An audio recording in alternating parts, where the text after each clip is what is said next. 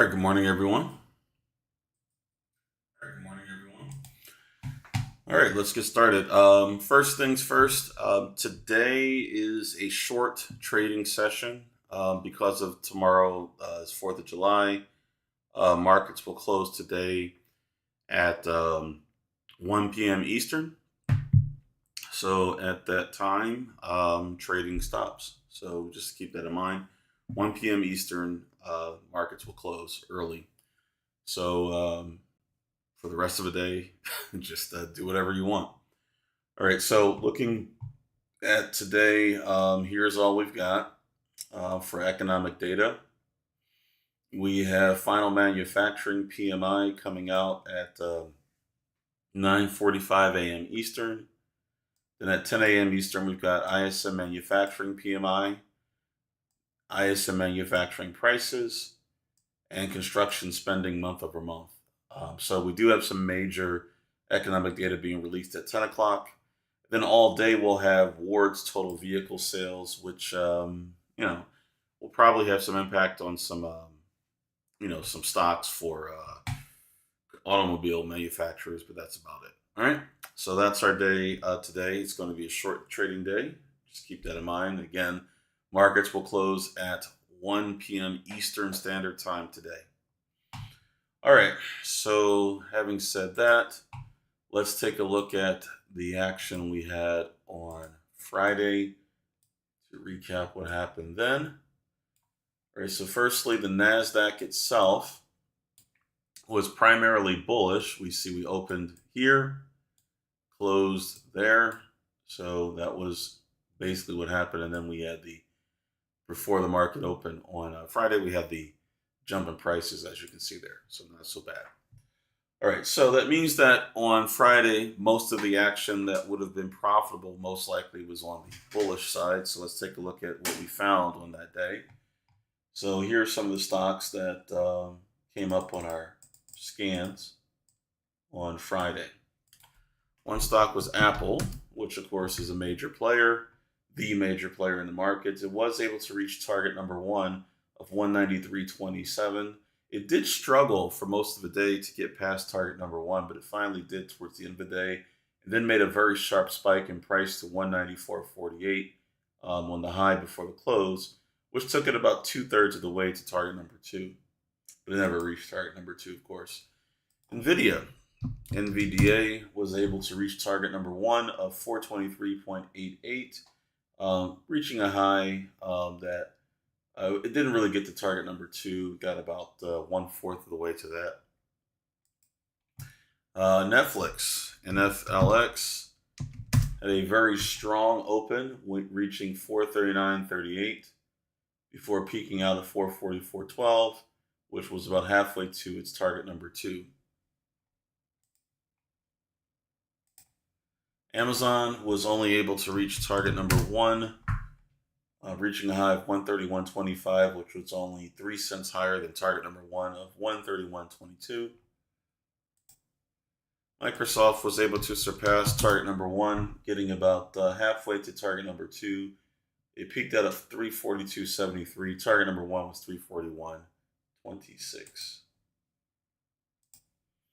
Meta did not actually reach target number one. It got very close to it, reached a high of 289.05, which was short of the target number one, which was at 289.16. So it fell 11 cents short of that.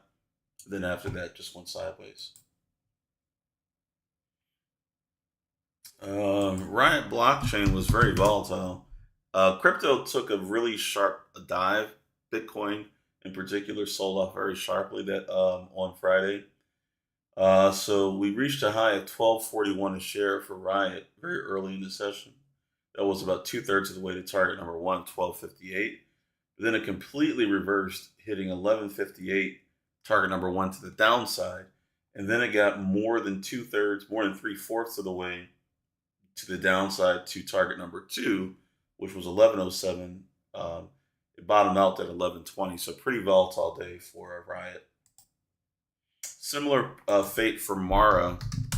Mara got about over 3/4 of the way to its target number two to the downside as well.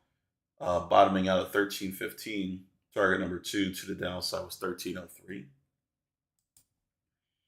CrowdStrike was bullish, was able to reach past target number 1 to reach a high of 149.32, which short, just barely short of target number 2 to the upside of 149.57.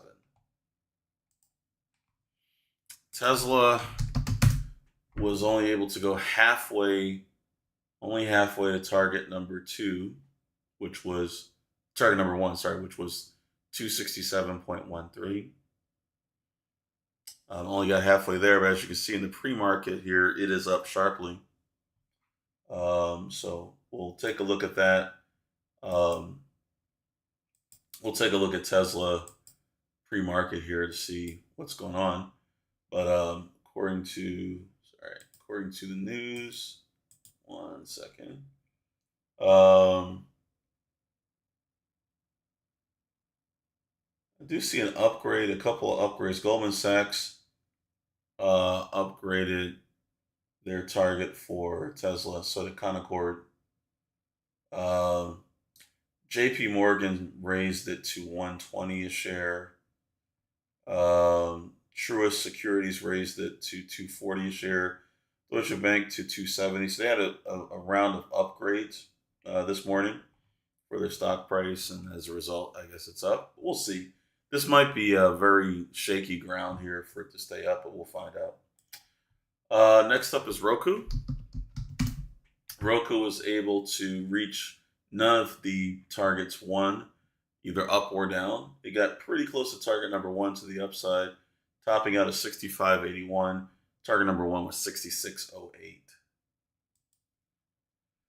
Airbnb was a nice riser here. It reached the top of 131.14. 131.62 was target number 2, so it fell short of that, but it got really, really close.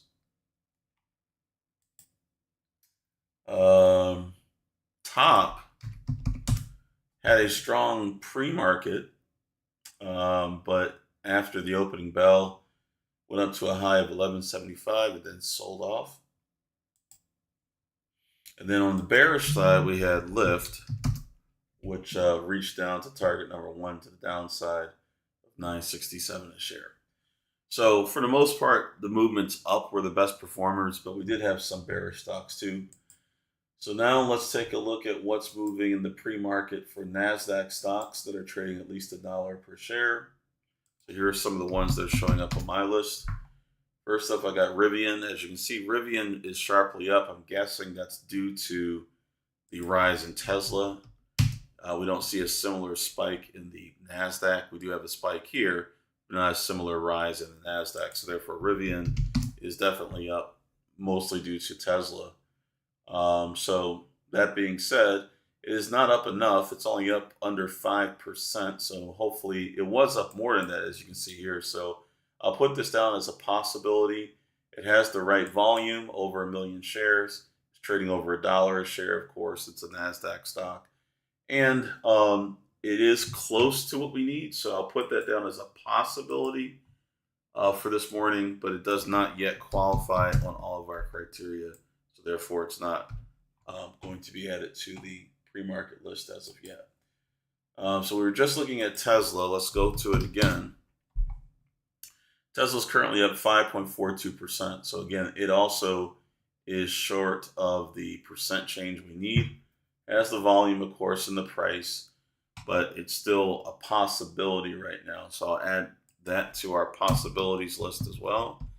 Tesla and Rivian are both on our main lists that we keep track of, where we look for opportunities daily, so we won't miss anything if they start to move. Looks like Lucid, which also is an EV manufacturer, is active, but it's only up under 2%, so it's nowhere close to what we need. Most likely this won't do anything that we would need in the pre-market, so it is on our main list, so we'll see it anyway if it's moving, but so far it's not qualified to be on our pre-market list. I see here the BXRX just popped up on my radar. This one's down 11.11%, so that's the necessary percent change that we would need. It is trading just above $1, so just barely meeting that criteria. 1.2 million shares. Of course, this is a NASDAQ stock, so we'll add BXRX to our radar for this morning, pre-market. Now, if you folks see any other NASDAQ stocks, they have to be NASDAQ traded, listed stocks. They have to be at least $1 per share at the moment.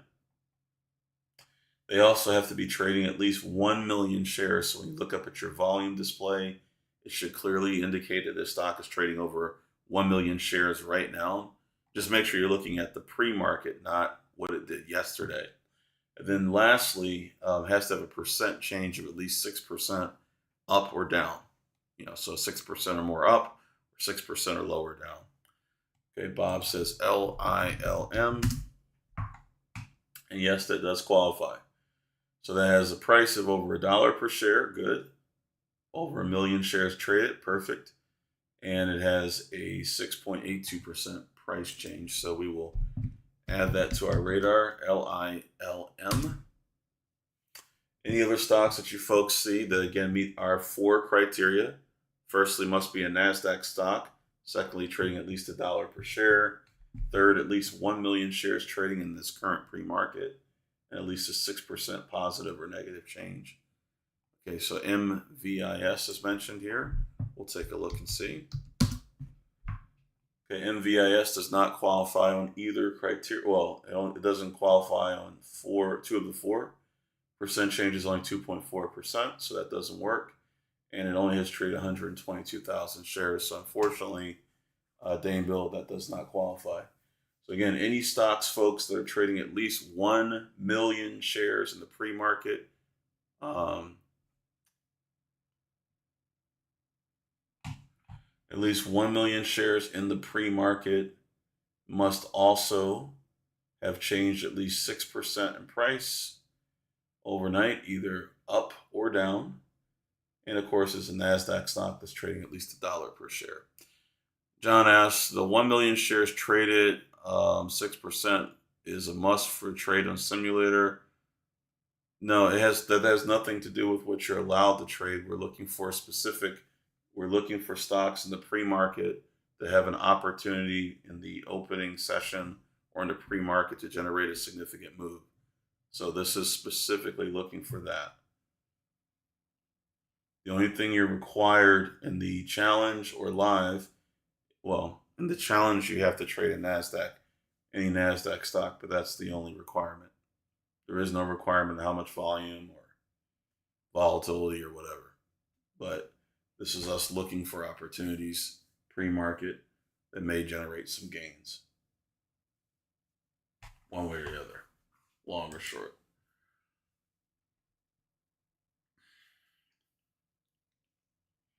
All right, folks. So again, any stocks, the primary criteria we're looking for pre-market are, we need the stock, of course, be a NASDAQ stock, and it has to be trading at least $1 per share right now.